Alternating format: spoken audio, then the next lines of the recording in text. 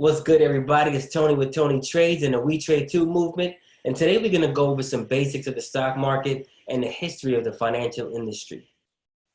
Let me go ahead and share my screen. Go over this PowerPoint with you guys. So what you should know about the stock market. So what you need to know before you trade: the history of money, the stock market itself, some stock exchanges, types of investors, some brokers, a list of brokerages, some takeaways, and how to become self-made. In history of money, we're going to review what is the financial industry, why does the financial industry exist, and what is a stock. Let's start with the financial industry. So what is the financial industry? The financial industry is all about managing money, how to invest it, grow it, save it, and spend it. The stock market is where investors and businesses meet to make transactions and manage their money. So in 1602, the stock market was created and known as the Dutch East India Company. It was actually the first company to issue public shares in the IPO. So why does the financial industry exist? Well, money was created out of a need to trade goods. You know, as human beings, we all have needs. We all have, we need clothes, we need food, we need a sports car like a Bugatti, right? To look cool. But we also need it so that we can trade time or money for stuff. People traded goods in order to get what they need, but not all products and services are tradable. So we couldn't trade wheat for electricity, so they created a currency. Money is the middleman. Money takes care of the transaction between buyers and sellers. The stock market. The stock market exists so that companies can raise money without incurring debt. So companies issue shares through an IPO, right? So we have these new tech companies that like Snapchat and Twitter. What they do is they offer shares in initial public offering to get money. Then in turn, they invest that money in their business to make it grow. They get new employees, they get new technology, different things they can use the investment and make their business grow. The stock market is mutually beneficial to businesses and investors. So as businesses, they get the money from the stock market and they take it and they grow their business.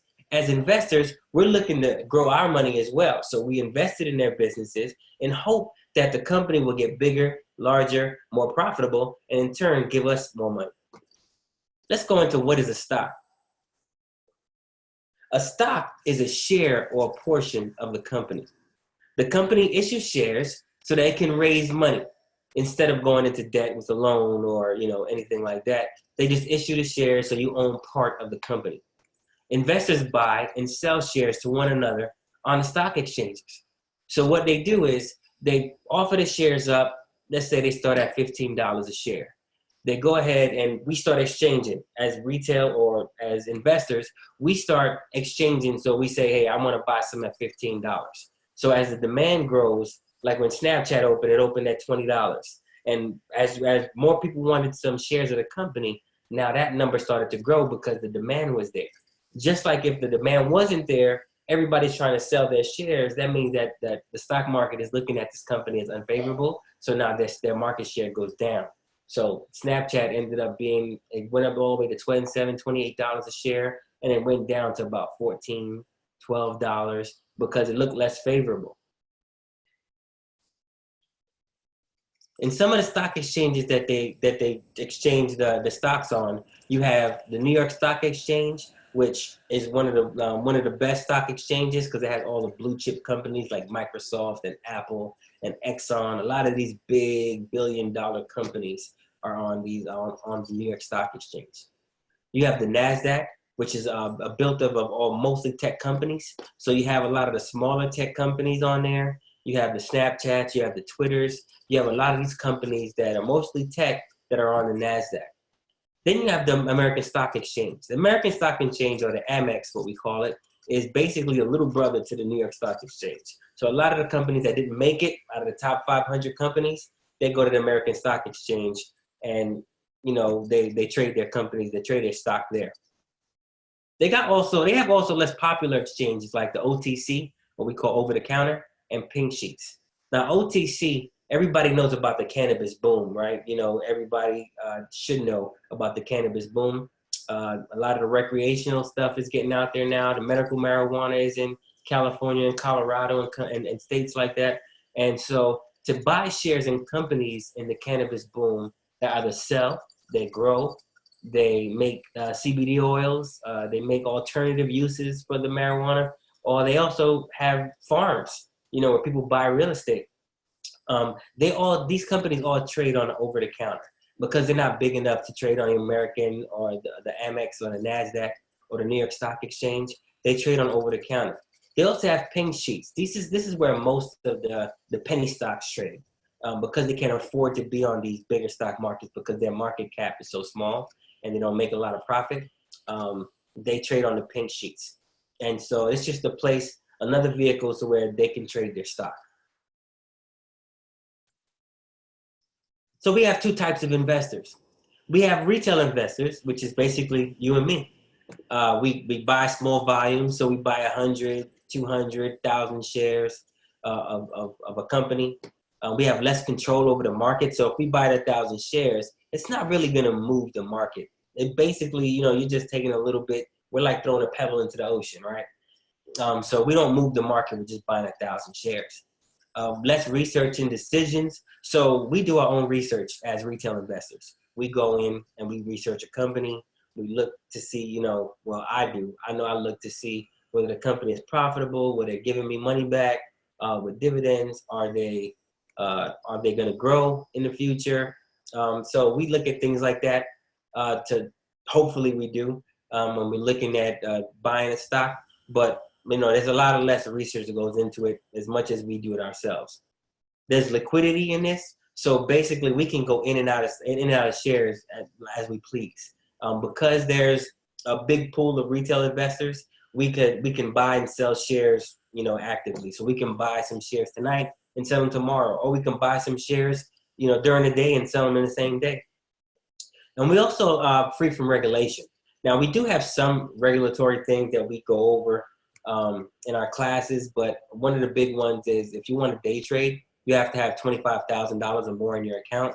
And a lot of us don't have $25,000 to go ahead and trade with. So that's one of the regulations that we have to abide by because we only get 3 day trades for 5 days. So if you go over that, they actually, there's a rule, it's called pattern day trader, where they lock your account for 90 days if you do go over that 3 day limit.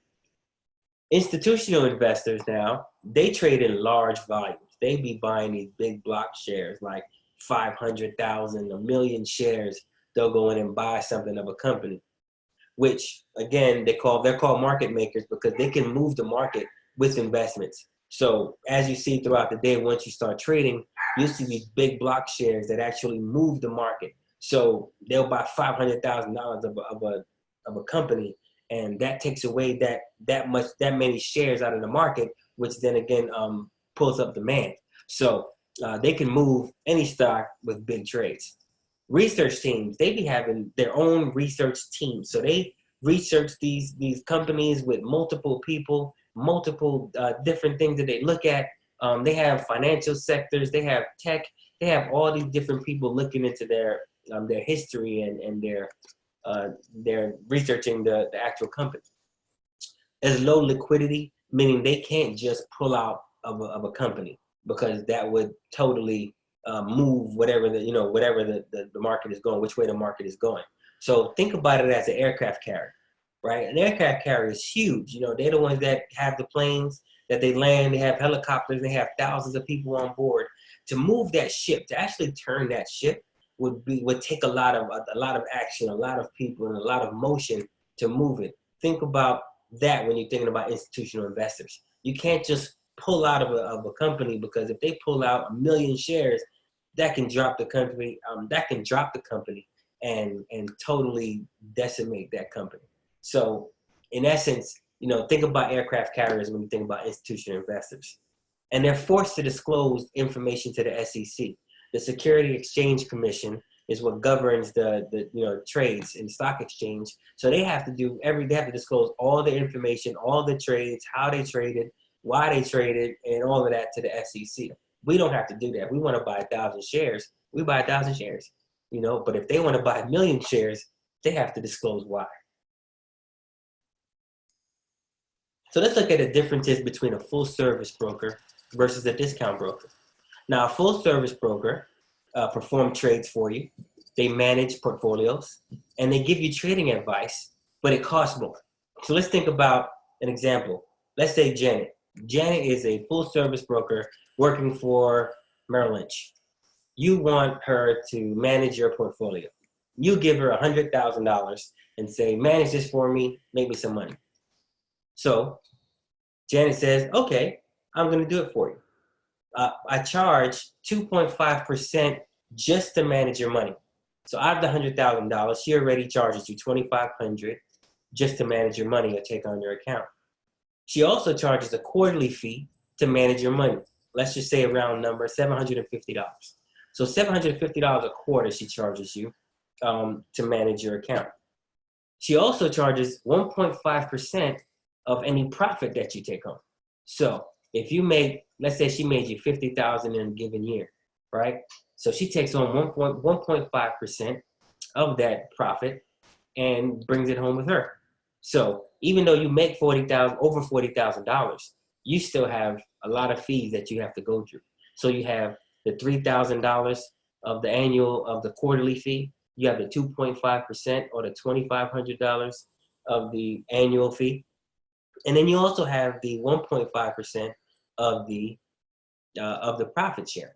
So basically, you have to pay her a little over $6,000 to manage your portfolio. Even though you make the $40,000, you still got to give her 6.5%, so $6,500 or over $6,000 to manage your portfolio. Not to mention, you also take a tax hit. So Uncle Sam is coming for his money too. So let's look at discount brokers. Discount brokers, they won't give you advice, but they give you the ability or the tools to do your own research and to make your own trades. They also charge low or no fees per trade. So you have a list of brokerages, like you have TD Ameritrade, these are discount brokers. TD Ameritrade, you have Options House, you have Trade Monster, and you have Robinhood, which charge you little to no fees to trade. So you get charged a little bit of money to make a trade. So if you make $40,000, you probably only pay $10 in fees if you're using one of the top three. If you're using Robinhood, you get charged no fees. So either which way, you still keep most of that $40,000. Now, there's no way to get around Uncle Sam, so you're still getting that Uncle Sam hit. But as long as you ain't got the other hit, I think I like that. So we have some key takeaways. Money enables transactions between buyers and sellers. Companies raise money to try and make their businesses grow. Investors invest in businesses to make their money grow. Stock exchanges are where people and businesses meet to make transactions. There are two types of investors: retail, or me and you; institutional, bank investors, big aircraft carriers. Brokers and brokerages connect investors to the stock exchanges. My last takeaway is, are you ready? So how to become self-made? Aren't you tired of traditional banks that pay you 0.01% or 0.05% to hold your money while they're making 12%, 15% on your money?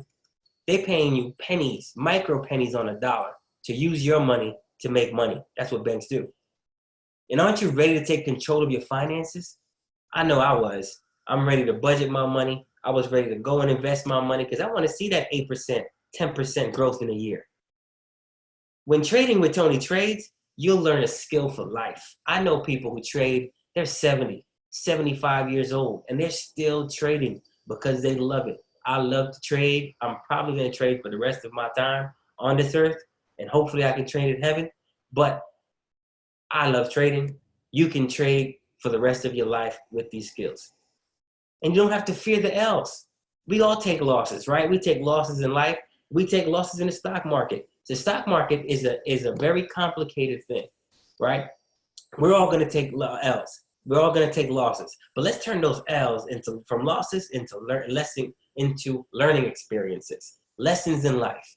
All right? We're going to turn those things around when we're trading with Tony Trades, because we're going to teach you how to take those levels of risk mostly, off, and turn them into learning experiences. So my next thing is, why don't you go book a class? Let's go and start trading with Tony Trades. I need you to go on TonyTrades.com today. Go there, pick a class. We have different classes. We have beginners, we have intermediates, we have expert, we have mentorship where I go with you and I walk with you hand in hand. You have access to me and we're going, how this trade, let me look at it. I like to look at different trades. I like to look at different things, when people are doing it, because I was one of those people that I can actually read, pick it up, and learn. I know most of us, though, like to be there, like to, have that person and be like, hey, take a look at this. Am I doing this correctly? And that's what I'm there for. So let's go. Go to TonyTrades.com right now. Choose one of your, wherever your level is, and let's make that decision today. Let's take our financial futures by the horns and let's get going. Thank you for watching this. This is Tony Trades and the We Trade Too movement. Peace.